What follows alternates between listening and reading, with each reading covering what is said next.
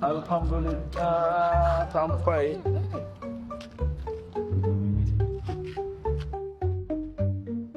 Jabatan ni boleh terbuka ke?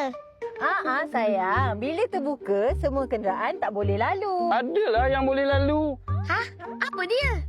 Ada. Kenderaan laut. Tengok Taufik cantik kan? Tinggi menara dia kan?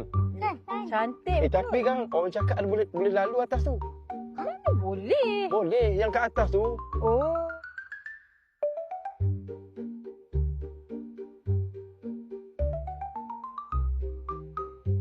Wah, abang tu bagi tahu. Hebatnya.